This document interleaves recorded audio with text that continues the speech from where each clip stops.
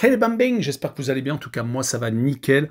On se retrouve aujourd'hui pour une nouvelle vidéo sur les qualifications pour l'Euro 2024 où l'Angleterre contre Malte, l'Italie contre la Macédoine du Nord, la Pologne contre la République tchèque, le Danemark contre la Slovénie, l'Arménie contre le Pays de Galles, Suisse contre le Kosovo, les Pays-Bas contre la République d'Irlande et la France contre Gibraltar vont s'affronter lors des derniers matchs pour peut-être les dernières nations qui vont se qualifier pour le prochain Euro 2024. En tout cas, n'hésitez pas à venir nous rejoindre sur site VIP et les réseaux sociaux. Tout est à l'écran et en description. N'oubliez pas également de mettre vos pronostics, vos critiques positives ou négatives. Cela fait avancer la chaîne. N'oubliez surtout pas le petit pouce qui va bien pour faire remonter la vidéo le plus haut possible et affoler les algorithmes.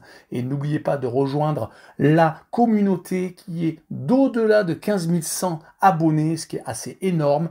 Et je vous remercierai jamais assez.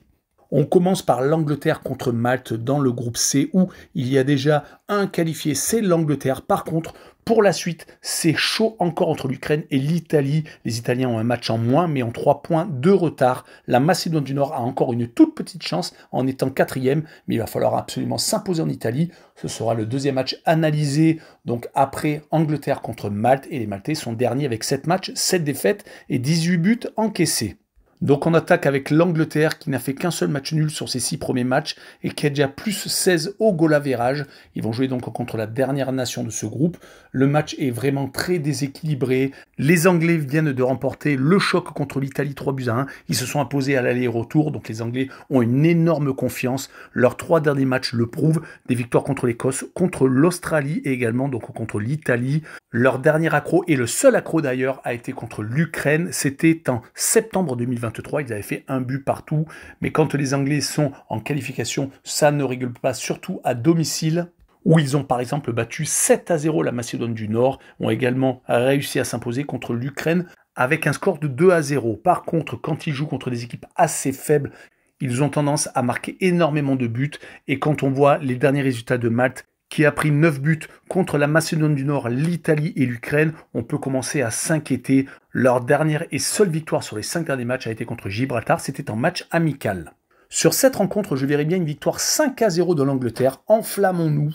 Et je verrai les Anglais marquer le plus de 4,5 buts sur le match avec une cote très intéressante à 2. Et on continue avec le second match de ce groupe, l'Italie contre la Macédoine du Nord. De très mauvais souvenirs pour les Italiens, qui avaient été éliminés avant les barrages où ils devaient jouer théoriquement le Portugal. Ils avaient été donc sortis par les Macédoniens du Nord avec une défaite 1-0 à la maison. Ça avait été catastrophique avec un but dans les arrêts de jeu. Ils les ont une nouvelle fois rencontrés au match aller et ils ont fait un but partout. Donc c'est vraiment une équipe qui les embête au plus haut point. Ils avaient pourtant réussi de bons résultats ces derniers temps avec une 3e place à la Ligue des Nations et également des victoires contre l'Ukraine et contre Malte. Un seul match nul donc sur les 5 derniers matchs, toutes compétitions confondues, c'était contre la Macédoine du Nord. Et ils viennent de s'incliner par contre l'Angleterre. Ils sont une nouvelle fois en danger pour participer au prochain Euro où ils sont les tenants du titre. Il faut le rappeler. Ils vont jouer contre la Macédoine du Nord qui vient de s'imposer contre l'Arménie 3-1 lors du dernier match amical. Ils sont sur 2 victoires sur les 3 dernières rencontres car ils se sont également imposés contre Malte. Mais dès qu'ils jouent contre des grosses nations, comme contre l'Angleterre où ils ont pris 7-0, ou contre l'Ukraine, ils ont tendance à perdre. Il n'y a que l'Italie qu'ils arrivent à embêter, c'est quand même assez incroyable. Et sur ce match-là, je vois tout de même les Italiens s'imposer, mais seulement 2-1. Et j'ai envie de tenter une cote assez incroyable. Et des 2 équipes qui marquent avec une cote à 2,70.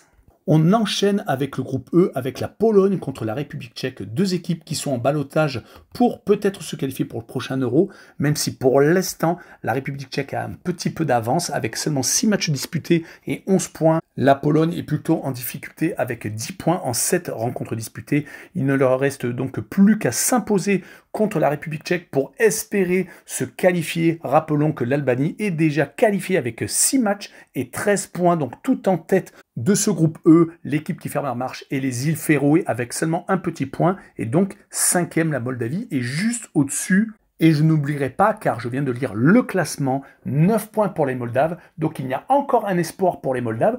Tout se joue dans un mouchoir de poche, c'est assez hallucinant dans ce groupe-là. Revenons à cette rencontre entre la Pologne et la République tchèque, où les Polonais sont donc obligés de prendre les 3 points. Ils viennent de se faire accrocher à la maison contre les Moldaves, faisant un but partout. Heureusement qu'ils ont réussi à remporter 2 succès contre les îles Féroé, sinon ils seraient en grande difficulté. Encore pire que ça, leurs défaites en Moldavie et en Albanie sont assez hallucinantes, mais les Polonais sont malheureusement une équipe devenus plutôt faibles depuis leur Coupe du Monde plutôt réussie, où ils ont réussi à sortir des poules et se sont fait ensuite éliminer par la France.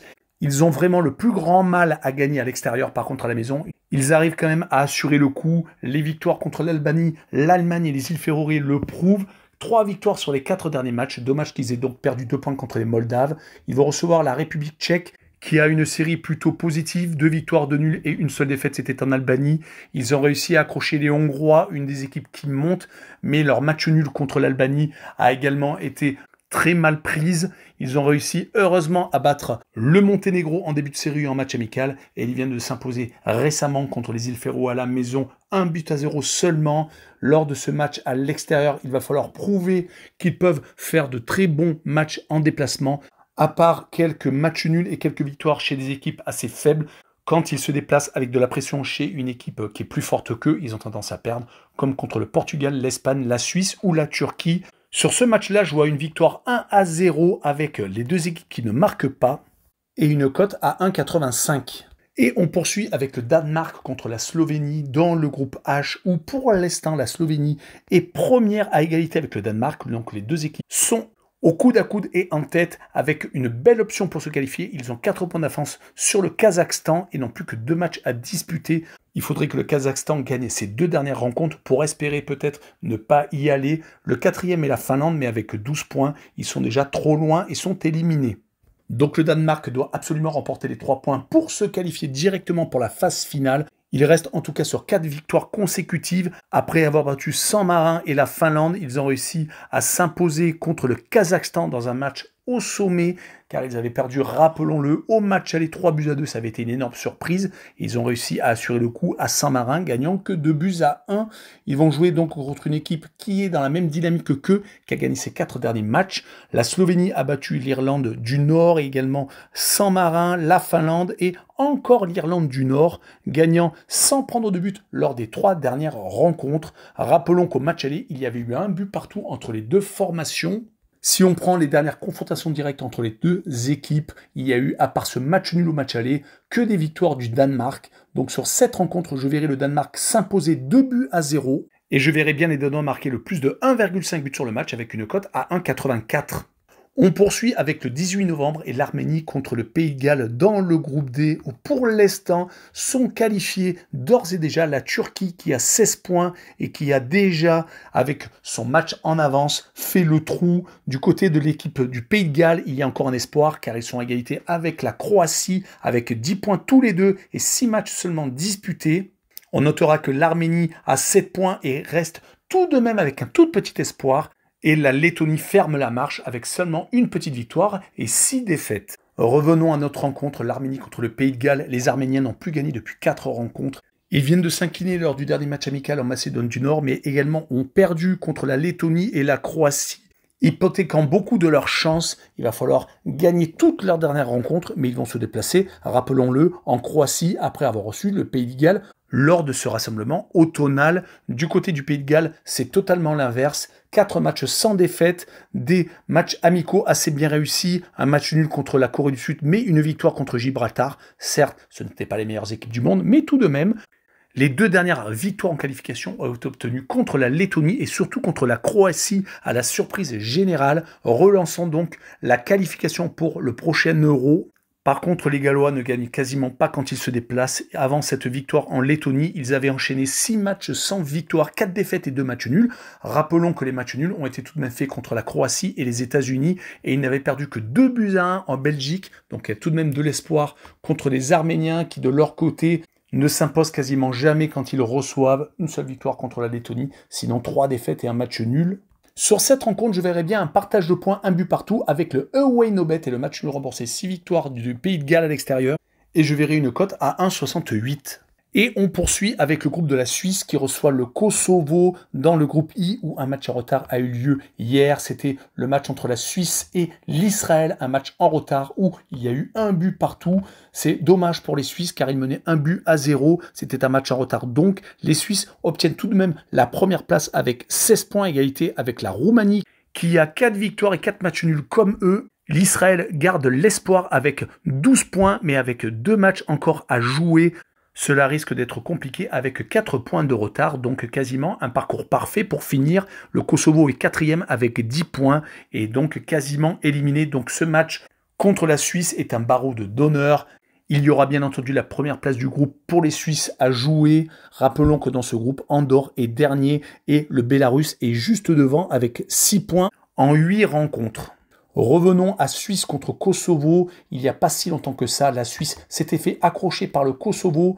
Et si on y regarde plus profondément, le Kosovo a une énorme diaspora chez les Helvètes. Cela les motive encore plus quand ils se rencontrent. D'où les 2 partages de points pour l'instant lors des 2 seules confrontations directes. Pour ce qui est des dynamiques actuelles, la Suisse n'a gagné qu'une seule fois lors des 5 derniers matchs, faisant également 4 matchs nuls. Leur seule victoire a été contre Andorre à la maison, donc il y a plutôt de la fébrilité au niveau défensif. Ils ont souvent mené au score, mais ont chaque fois été rattrapés, comme contre le Bélarus par exemple. Du côté du Kosovo, 2 victoires lors des 2 derniers matchs, contre Andorre et également contre Israël, mais c'est beaucoup trop tard car ils avaient fait de mauvais résultats en début de qualification, perdant au Bélarus et en Roumanie.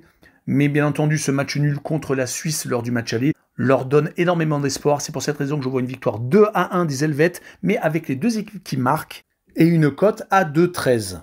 On finira enfin par le groupe de la France avec la République d'Irlande qui se déplace aux Pays-Bas, qui ont repris du moral avec leur victoire en Grèce obtenue dans les derniers instants sur un penalty de Van Dijk. En tout cas, dans ce groupe, les Pays-Bas sont redevenus le dauphin de l'équipe de France avec un meilleur goal average que les Grecs. La France est d'ores et déjà qualifiée avec 6 matchs, 6 victoires et 18 points. La République d'Irlande est malheureusement éliminée déjà avec 6 points seulement.